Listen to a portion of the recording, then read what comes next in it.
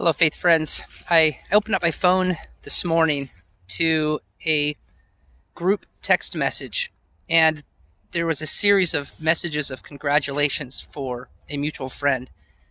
And I will admit, I had no idea what they were congratulating. It turns out this friend was a Dodgers fan, as you know, that clinched the World Series last night, and I was completely in the dark. I'll admit that I am not a baseball fan. I often tell people that watching baseball feels a little bit slow to me.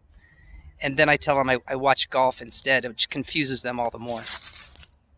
But in this instance, I felt like I was missing out on some fantastic news that had been received, and I wasn't a part of it. Of course, it's simply because I had my head in the sand for the night and wasn't paying attention to what was going on in the sports world at the time. But it was also fantastic that these friends who were not Dodgers fans clearly were offering their congratulations and cheering right alongside this friend who wears the blue. And but there's this fantastic news, and they were sharing this with each other. We turn the pages of the book tomorrow to the book of Amos, who is a prophet who comes to primarily, as you read through most of the book, there's doom and gloom, first of all, for all of the nations that surround Israel, raining down fire upon them. Now, at this point, the Israelites might have been saying, yes, they're getting what's coming to them. But eventually, Amos comes back to the Israelites too, and actually becomes a little more personal and hits closer to home and spends about 3 times longer on the wrath of God against the Israelites for their hypocrisy in their worship, and that their hearts are really far from God, and these are supposed to be the people of God.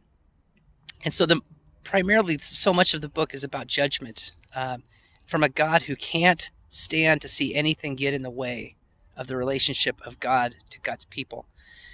And you have to read all the way to the very, very end. And there's a final paragraph that's so hope-filled about the mercy of God that is coming eventually, even after that day of judgment. And there's this message that the Israelites would have gotten to that point, and they would have said, "It's so nice to finally be in on the good news, to know that God's in the end." When we read the whole story, we realize that God is merciful, and that his steadfast love is sure. We have this message as God's people, and we're living in a time that seems like gloom and doom and a lot of wrath.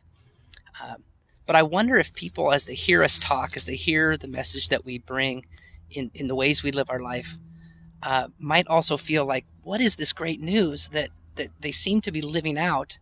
First of all, if we are. Second of all, if we're talking about it.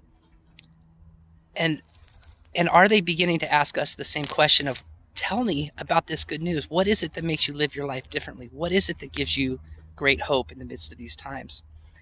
And I pray that God would help us to be the kind of people that would live the kind of lives that others would begin to ask, what is that hope that you live for?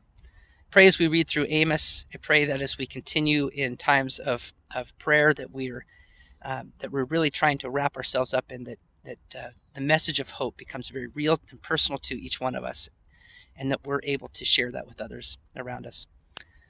Pray that you enjoy this beautiful day wherever you are, as fall comes upon us. A few more days of an extra hour of daylight before that goes away, and may God's grace be evident to you in all things in Jesus. Thanks for tuning in. Bye-bye.